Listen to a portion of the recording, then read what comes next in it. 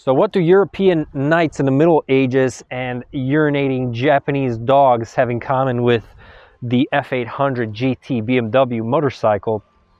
Truth be told, probably nothing, but it's just topics that I've came across when I was researching this bike, and I'd like to give you a complete in-depth review of this interesting sport touring motorcycle. Probably the easiest way to get into owning a BMW.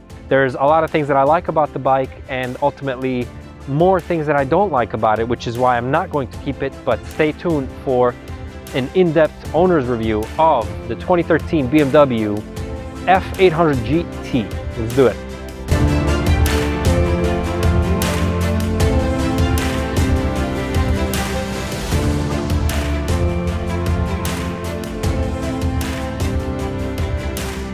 Zdravo y dobrodošli, bon dia, bem-vindos, servus, willkommen, buenos dias, bienvenidos, greetings riders, to another Pegasus Motorcycle Tours and Consulting review. Thank you for being here, appreciate your attention. In this one, I'm going to give you my opinions on the F800GT motorcycle that was produced by BMW from 2013 till about 2020 with a minor change in the latter years. It is a bike in the sport touring class. This one is a little bit done up with all the options that were available on the bike at the time. I'll tell you all about it. There's a lot of things I like about the bike. Ultimately, there are a few more that I don't. So I'm not going to be keeping it, but I'd like to let you know why it might be a great investment for you. Certainly anybody who is looking to get into owning a BMW, being part of the BMW owners group, that also has its benefits. This might be the cheapest way to get there, honestly, from a bike that's perfectly satisfactory, albeit almost entirely unremarkable. Maybe harsh criticism, but again, please keep in mind my reviews come with the caveat of owning 70 plus motorcycles. I review only motorcycles that I own on this channel. It's an unsponsored channel, and that's the way I want to keep it, so the viewers know they're getting honest opinions about bikes that I actually own. This is my motorcycle, so I have the right to criticize it and critique it, and I'm planning to give you everything that I've learned about the bike. So let's start with the positives. It's a fun bike. You know, it's, again, wholly unremarkable in every way, but it is a fun bike to own. It's very utilitarian. For commuting, it's an excellent choice. For one, gas mileage. Claimed gas mileage is 65 miles per gallon. I'm getting more in the 50s, to be honest, which is more than satisfactory for me. My Honda V800GT, which I own still and I prefer for many, many reasons, is a very thirsty bike. I don't like going to the gas station so often. It's getting quite annoying, to be honest. This one sips, and like most BMWs that I've owned, this is great on gas mileage, which is awesome if you not only are trying to save money by commuting, let's say, but it's just the time aspect of going to the gas station for 3 minutes at a time just to fill up the 4-gallon tank. 15 liters gets you where you need to go. I like that a lot. When you hit reserve, the lamp turns on and it starts counting off. See, it says mile number 5, meaning it starts from 0, so I've traveled 5 miles since I hit reserve, so that's very useful. Now, the reason why the gas tank display only starts at half is because of the very difficult geometry of the gas tank, which of course is underneath the seat. And this one, as opposed to the other BMWs I've owned, is okay with 89, which in the United States is the super, or I guess the plus, so the middle ground. You don't necessarily have to put premium. Now, it is a little interesting that they put the tank here on the right side because it's not the side that you exit on, but at least it's fairly easy to access. The tank is plastic, so it won't rust, and even the neck I see has been made plastic. Before, these used to be metal and they would rust. I had this issue on my 650 GS and I had to take that out and scrub it, repaint it. It's pretty ridiculous, but no longer an issue. Another thing I like about the bike is the optional luggage that came with the comfort package, and there's the third piece of luggage as well that's available on these bikes. For me, sport touring class has to have luggage, has to have hardcover lockable, removable luggage. And this is one of the most intelligent, if not the least aesthetically pleasing luggage systems that I've ever owned on a motorcycle. In this review, you're going to get a detailed review of the luggage as well. That's a very big, important aspect for me, because if it's a commuter motorcycle, I don't like to carry a backpack. I don't like to walk into the office with my helmet. I can leave everything in the luggage. So I find that very useful and a huge benefit to the motorcycle. It does have a satisfactory power plant. It's a Rotex twin-cylinder inline motor. The very famous motor that lasts forever. They're excellent pieces of engineering, and this one is no exception.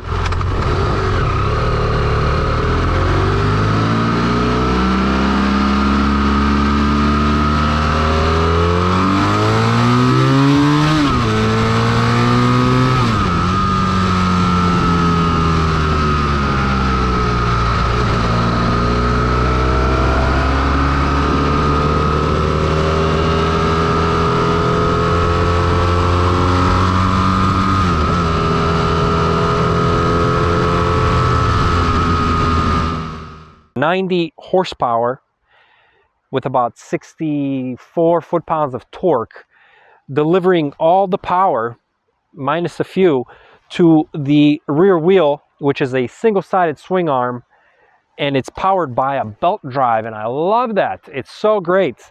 It's another piece of motorcycle that I absolutely appreciate. I wish more touring bikes were like that, because belt drives offer you limited to no maintenance. I mean, after maybe 50,000 miles, you have to replace it, but it doesn't really stretch, so you don't have to maintain it, you don't have to lube it.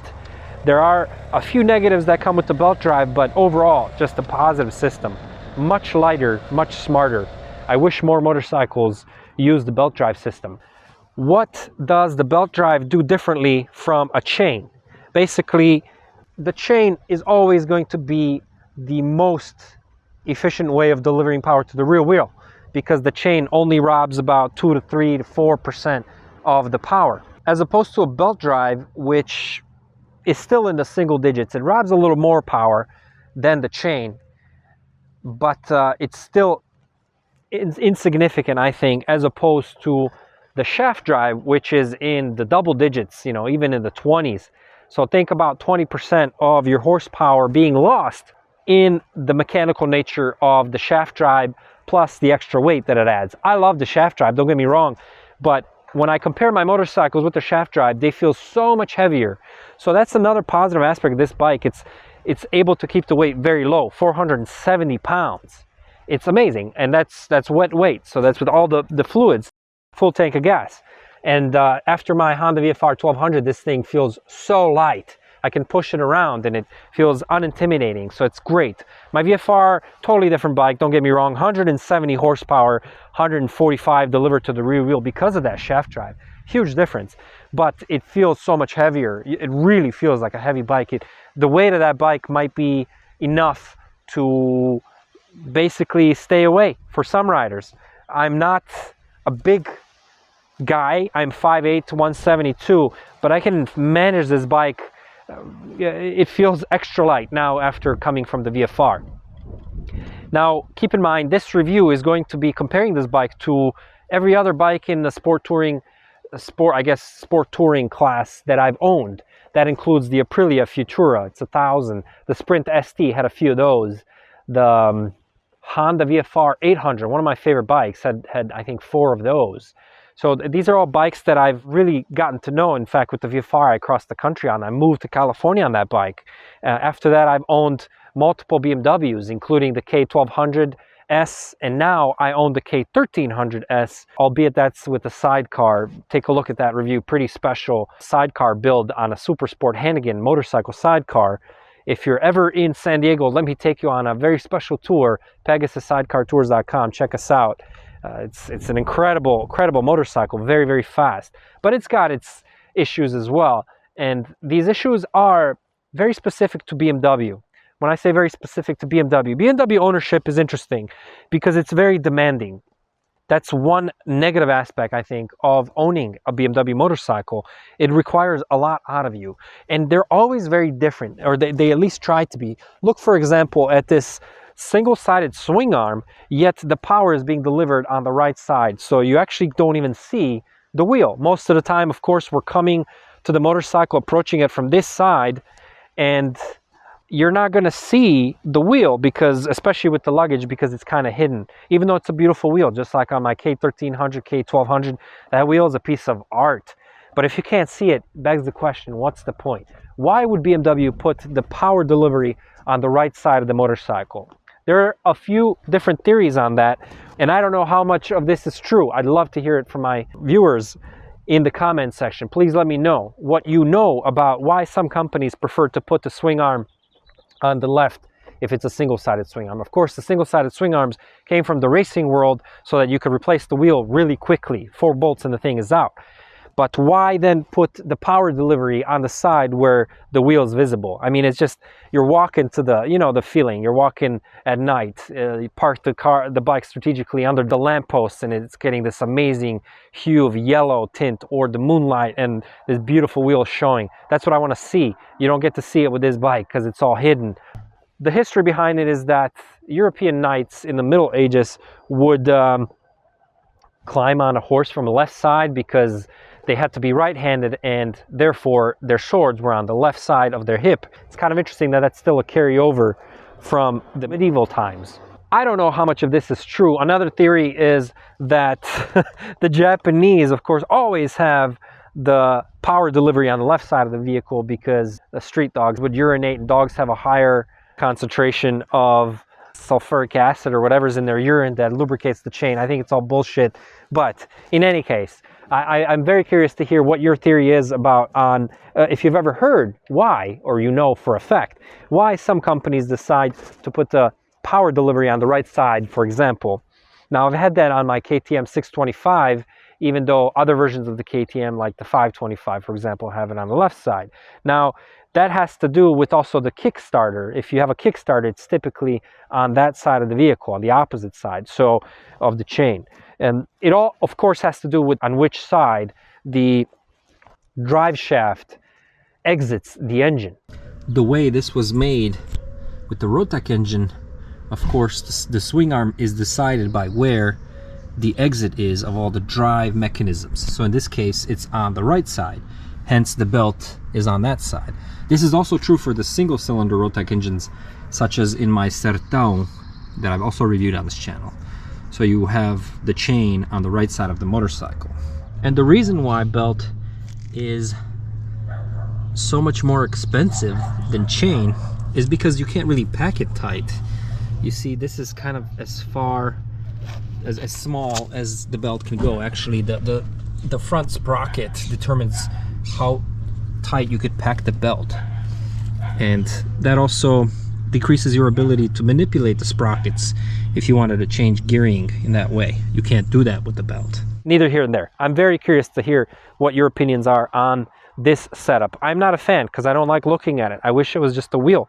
So you get enough power to pass vehicles on the highway, but it's not mind-boggling. It's not neck-breaking power. I mean, it's not going to be something that probably is going to entertain you your whole life. I think this is a beginner motorcycle in the sport touring segment. So if you want to explore a little bit more distant ventures, and perhaps with a passenger, a little more luggage, this might be the thing for you. But I think overall, it's not going to be a bike you probably will keep for too many years, because I think it is a little too tame. It is a little too unexceptional, you know, very pedestrian, very plebeian, very simple motorcycle in that regard. Although with the comfort package and the safety package, you do get a little bit of tech. The ESA, for example, is the electronic suspension control. It's a little basic on this motorcycle, but it allows you to choose between a passenger, double passenger, or passengers with luggage, for example. So that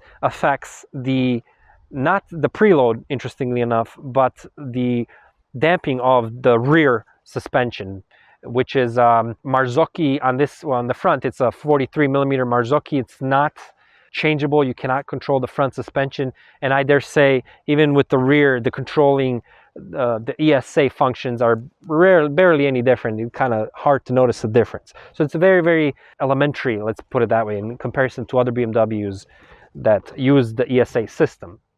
This one in particular also comes with heated grips and the ASC, the automatic safety control, which is a form of traction control. Now, the motorcycles sold in the United States also come with ABS standard. I dare say ABS on this bike is very premature. It grips way too early. It grips even when I'm coming down a very steep hill and I don't want it to grip. It grips every time I'm stopping at a red light. I ride this bike aggressively. I ride bikes aggressively. I like to shift aggressively. I like to slow down aggressively. And I don't like the ABS to intervene when I'm not expecting it to. So this, you cannot turn it off, of course. So this is one of those things that I think is a little too sensitive on this motorcycle. The brakes are fantastic. Brembo, 4 in the front, 2 in the rear, or actually one piston in the rear. I think it's a 320 rotor in the front, and it's perfectly sufficient, if not too grabby, but it's something you get used to. So the brakes are fantastic. BMW does not make a bad motorcycle, don't get me wrong. I just think this does not excite me enough to want to keep it. So the 6-speed transmission, fairly smooth. There is a kind of a rough first to second skip. Sometimes you kind of have to look for the neutral, and the way I do it is I put it in second and then I kind of tap my heel on the foot peg and I touch the shifter just enough to find the neutral. Sometimes it's just going first, second, first, second, first, second. It's very customary of BMW transmissions to have that. If you saw my review of the K1200, it's the same kind of clunky, I dare say, transmission or shifting experience. Not anywhere near as smooth as my Honda VFR, for example, 1200. And of course the 800 VFRs. I love that motorcycle, the VTEC engine, etc. What I don't like about the motorcycle is also how it sounds stock. This is a stock exhaust. You had an option of putting an Akrapovic pipe that was 1.7 kilo lighter than the original pipe that's on there now. To me, it sounds really bad. It sounds almost like a leaf blower, which is not how you want your motorcycle to sound. I don't like listening to it. I don't like loud motorcycles, so I appreciate that it's not blowing my ears off, because it is supposed to be a commuter, sport tourer. You don't want to be hearing that every day. But it really sounds like a leaf blower. I don't know how else to describe it.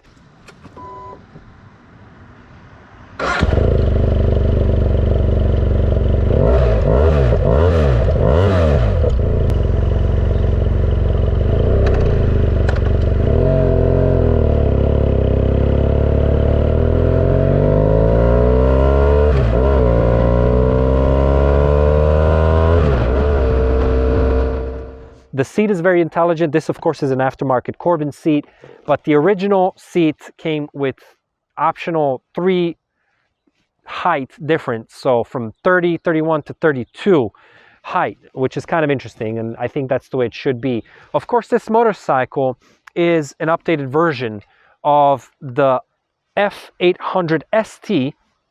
Wasn't a great seller for BMW, but they didn't want to nix it because they thought that that market is still very strong, and what people needed was something a little more usable. So they gave it a little more power. They stretched out the position, including the handlebars and the foot controls, so that people were a little more comfortable, and a few other aesthetic differences. When you see them side by side, you notice those aesthetic differences, especially with the improved air protection, airflow, protection from the weather, etc.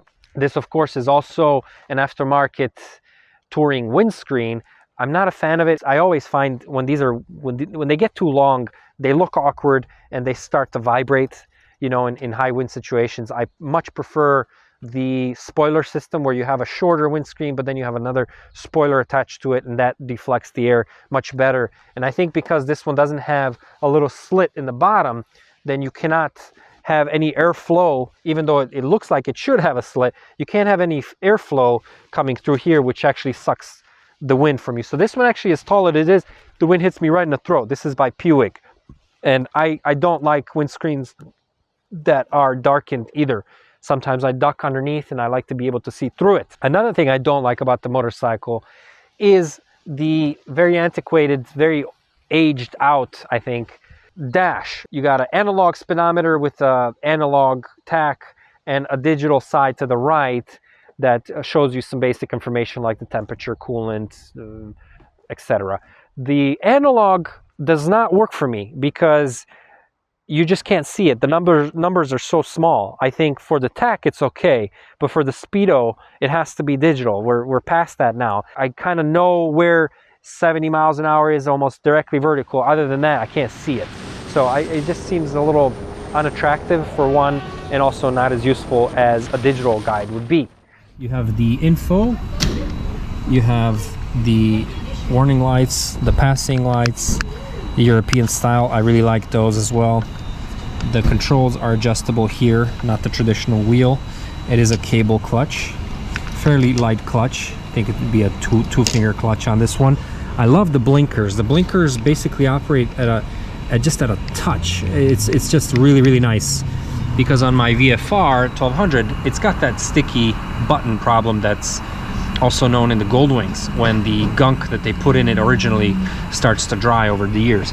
I love this one actually. This is pretty nice, and it's an improvement over the 1200, the K1200S, because on the K1200 the blinkers are on each side, very annoying. They finally replaced that with the K1300. They went back to the traditional style where the blinkers are just one button on the left side. Here you have the comfort and the safety features of the additional markup for these models sold in the United States. The automatic stability control, which is kind of like a basic cruder version of traction control. It measures differences in speed between the rear and the front wheel to know when the bike is sliding. ESA is the electronic suspension adjustment. It adjusts basically the rear rebound, which is kind of interesting. Normally this adjusts the rear preload, but the preload can be done here. And there's a little handy tool underneath the seat which makes this a little bit easier to turn. And as you can see in the front, there's no adjustments possible. On this side we have the heated grips, and that's about it. The mirrors are okay. I wish they actually clicked into place so that when you do put them away, you don't have to find that spot again. I wish that was kind of, that's where it's set, and then you can always put it back where, because I do find myself flipping them in, especially if I'm lane splitting. Of course, in California, lane splitting is a godsend. One negative about lane splitting with this bike is that the bags are so wide. I feel more comfortable lane splitting in my Goldwing than I do in these bags. The bags themselves are super functional, very intelligently designed, but extremely unappealing and very wide. You could tell how wide that is, and it's makes it a challenge to lane split. This one in particular was having these nasty white dots, and I couldn't clean that, so I decided, and it's something spilled on it, something splashed on it, and it was driving me nuts. So what I'm going to do is I'm going to repaint it. I'm just going to repaint the cap, but they are made by BMW, and what makes them intelligent is the fact that they have this table, and this table is very smart because it allows you to place items in the bag without them catching in the hinge, so that you could easily close it. Very smart. On this side the bag is a tad bit bigger, I believe 51 liters between the three.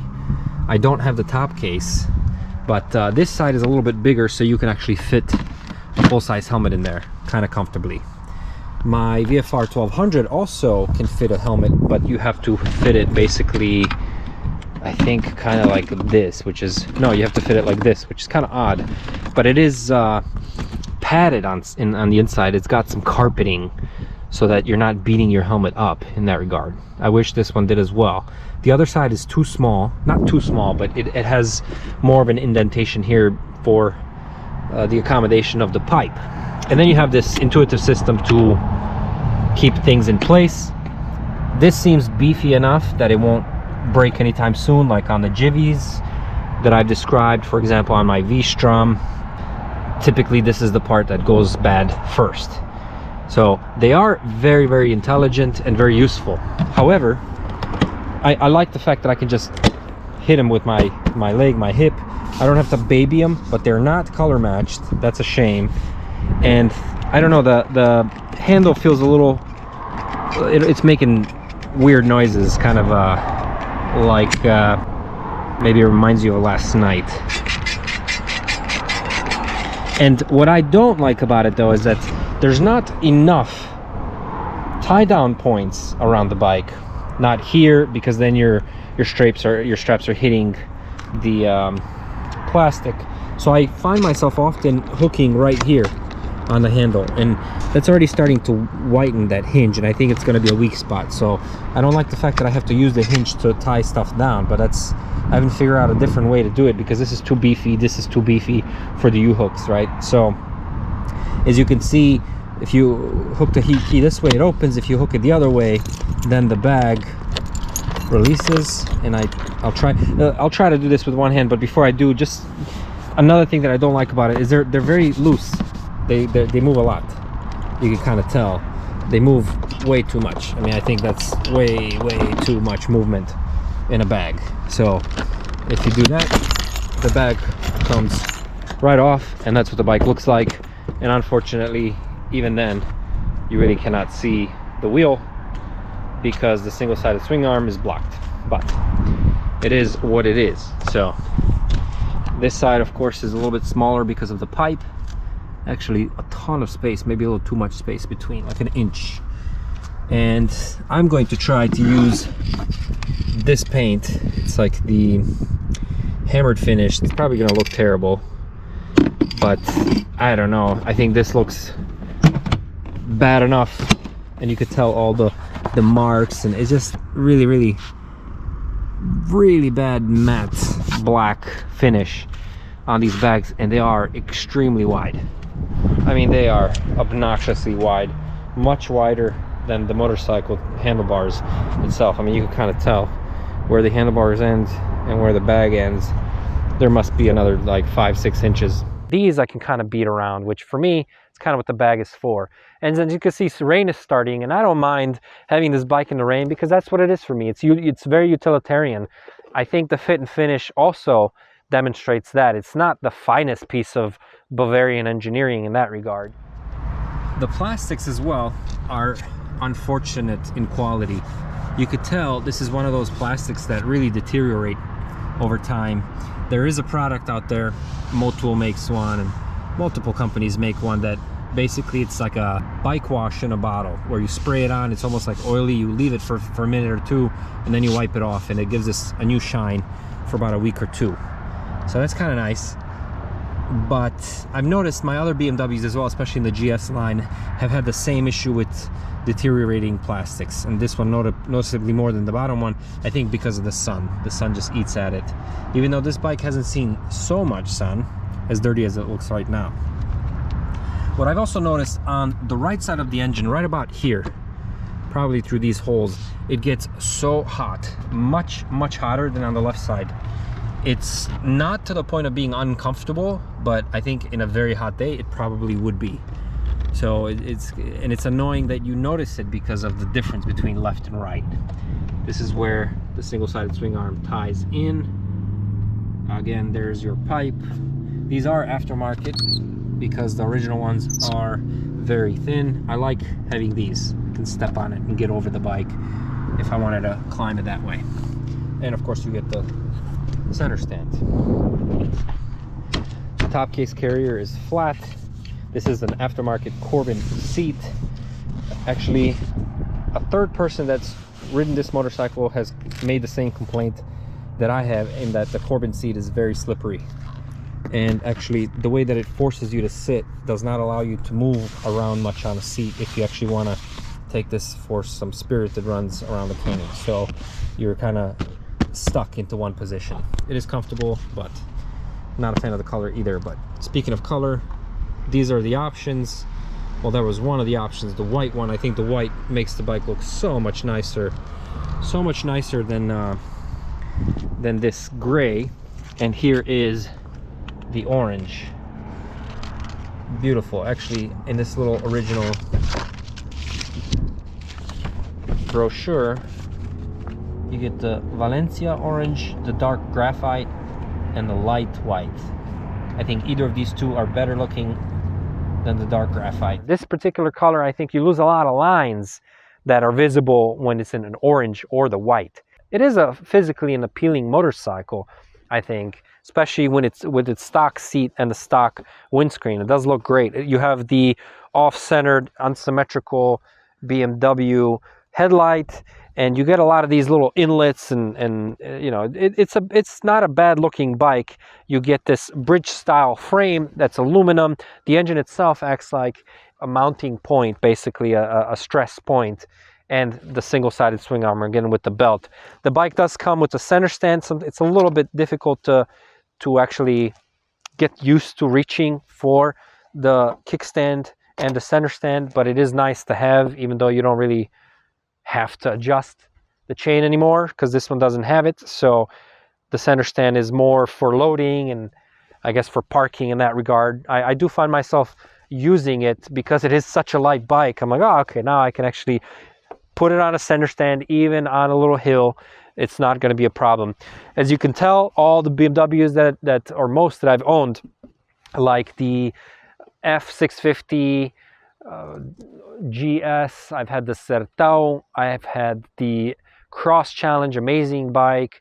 So great motorcycles. They all had a gas tank up here, which is kind of nice. It's a plastic gas tank, it can't rust, and you can fill it from the right side. It keeps the weight a little bit lower than if it was up here. 4 gallons, 15 liters, 4 gallons of fuel to have it down under here is nicer than to have it up here. Although then they put the battery up here, which kind of defeats the purpose. But then again, now we have the lighter batteries like the Shirai that are, what, 2 pounds. So you can opt out for that. All the hardware looks fancy, little hex screws, that kind of thing. Sometimes that can get annoying because, of course, again, ownership of BMWs is a love it or hate it kind of thing. That's one thing with owning BMWs. You're going to be married to the dealership because even if your light bulb is out, there's going to be a service light that they charge for, in this case, 45 bucks to get rid of. So you better be used to that. And you know, it's not just the $45, it's also getting here and at their appointment times and getting this done. It's not something I enjoy. I think that should be illegal, to be honest, because their computer is proprietary, so nobody has it. There's another tool, 911, something to that effect, that you can buy, but it's very expensive. And the only other place that I found that does it for more money than they do. So it's like, I hate coming here on the middle of the day where I could be doing a million other things just to get my service light erased. 10-minute job. So pretty stressful, but BMW ownership, that's what it entails. They make the bike so that every year it gives you a service mark or service symbol, service light on the dash. Even if you get a blinker light go out, you're getting a service light that you have to handle. And on my sidecar, which is connected to the K1300S, there's service lights for blinkers, for lighting, for the tire pressure monitor, because I have car tires installed on both front and rear to make the motorcycle rig more stable, and the tire pressure is different and the monitor can't calculate that, so I'm getting a service light.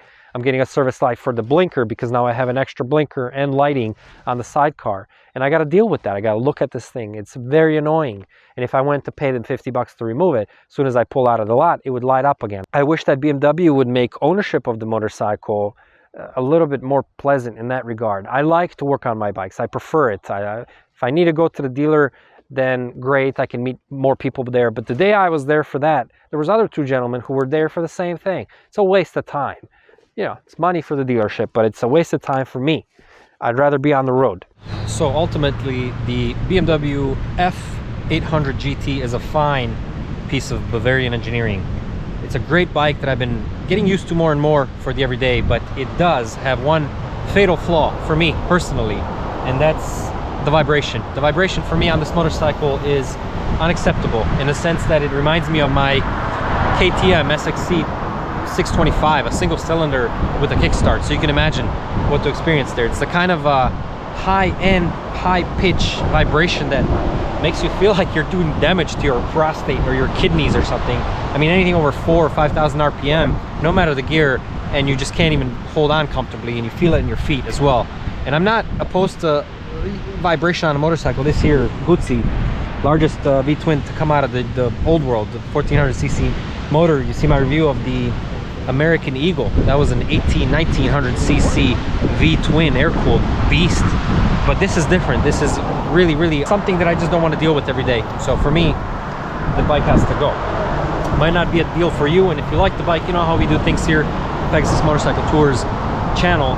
Every bike that I review is my own, so at the end, the highest offer in the first week that this review goes live, in the comment section takes it. No back and forth. If you like the bike and you want to own it, you know you can fly in and ride out, it's ready to go. Make an offer. If your offer is the highest in a week time, you ride the bike away. That's how we do it here. That's the benefit of Pegasus Motorcycle Tours reviews, as is this view. And there's the coaster train, another beautiful way to see San Diego. All right, stay tuned for a review of this Moto Guzzi MGX21 Flying Fortress. My favorite bike. 70 plus motorcycles, this one is a keeper. So there it is. I hope that was somewhat helpful. It's just a very tame, very controlled piece of Bavarian engineering, but it's not something that I would consider keeping for the main reasons that I've had so many bigger bikes that do the job with putting me a bigger smile, and I appreciate that more. I want to be on a bike that's worth my time. So far this isn't it, but great piece of motorcycle for the sport touring world. That's it. Rain is starting. I'm gonna get wet. Stay tuned for more reviews. I think the next one is going to be of this jacket and the Alpine Star vest, the airbag vest that I don't like for reasons that I'll get into. This is the airbag vest by Hit Air, Japanese maker. We didn't really have these in the United States, but really great piece of technology. Thank you for your support of this independent channel. It's starting really to rain right now, so I'm gonna call it a day and head out. Till next time. Nick, I'm out.